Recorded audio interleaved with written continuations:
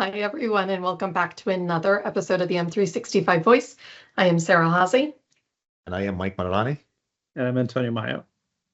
Perfect. So what we're going to be talking about in this episode, I brought an interesting problem to Mike and Antonio. One of the things that I've been thinking about and reasoning over with some of my customers and end users lately is SharePoint and OneDrive agents. So SharePoint and OneDrive agents are basically AI assistants that you can add to your SharePoint site or to your OneDrive to be able to help you reason over the content stored on your SharePoint site or your OneDrive.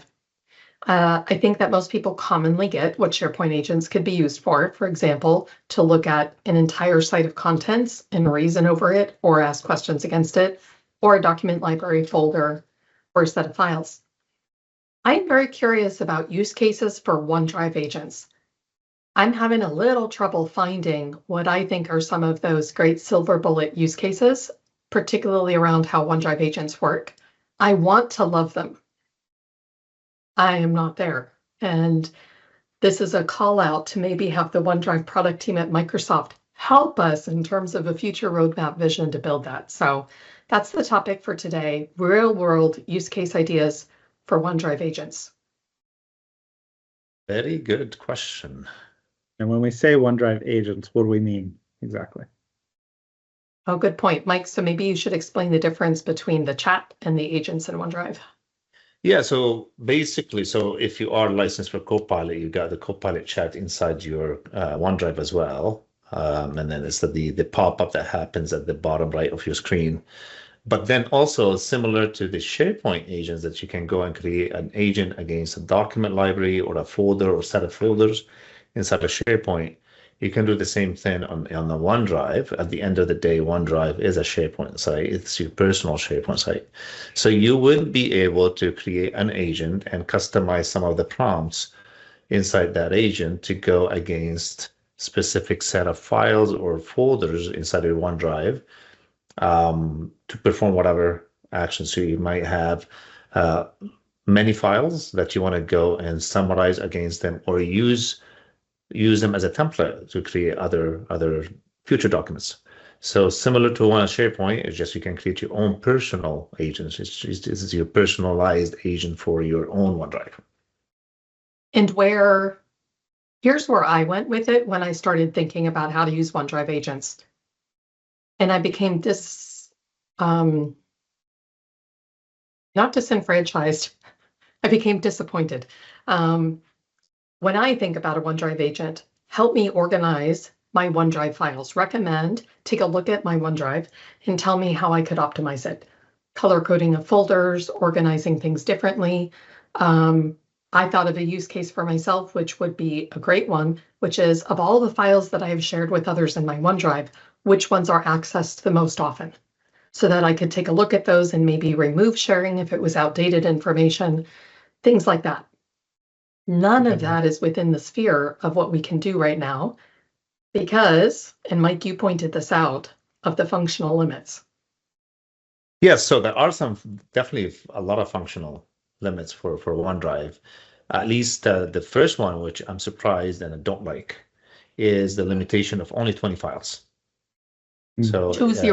20, yes. So if you select a folder that has 21 files, you cannot really create an agent for that. You still can use, the chat to talk about things in your OneDrive or to ask questions, but you cannot create an agent for any folder more than 25. So you can't just say, select everything in my OneDrive and create an agent so you can interact with it. It does not allow you to create it.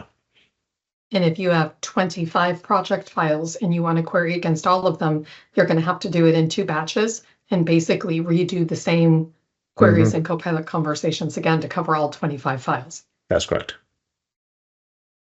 That's a huge limitation because there's lots I'd love to do with a OneDrive agent. Like the example you raised there is a good one.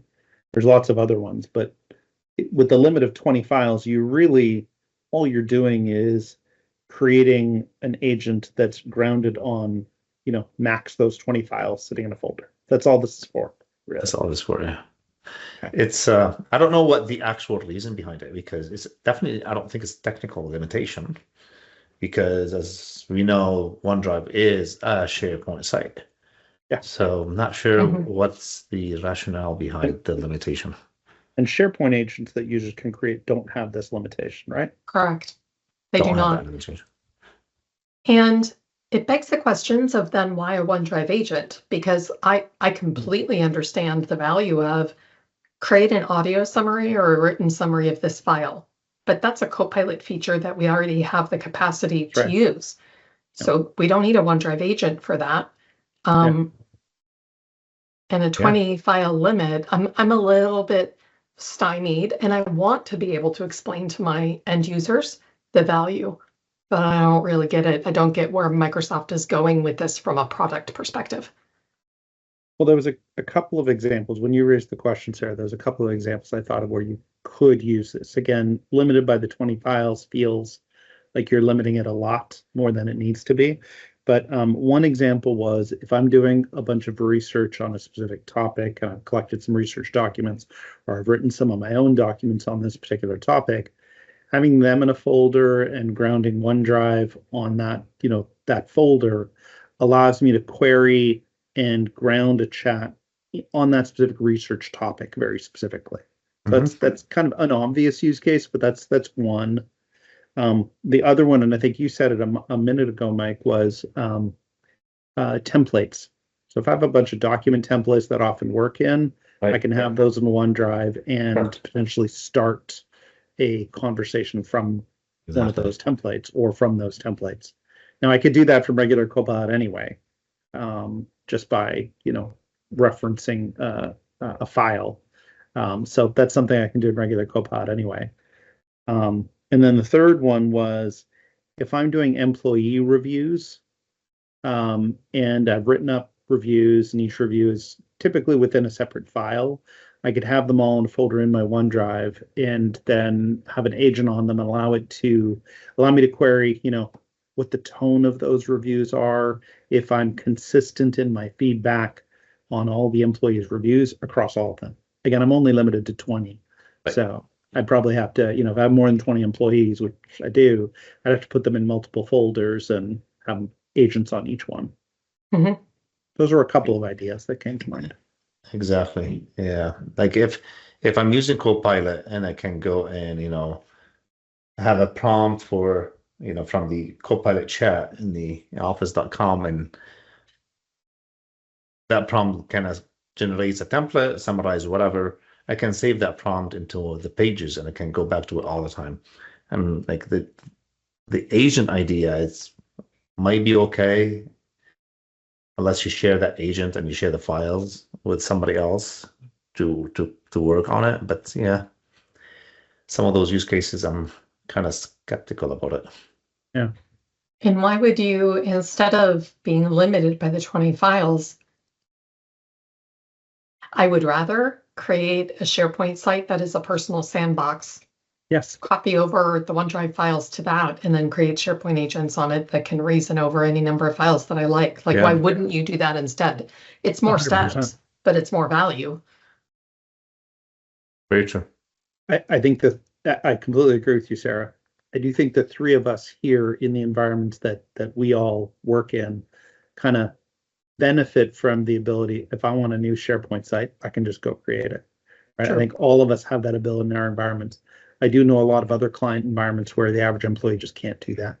Yeah. So. True.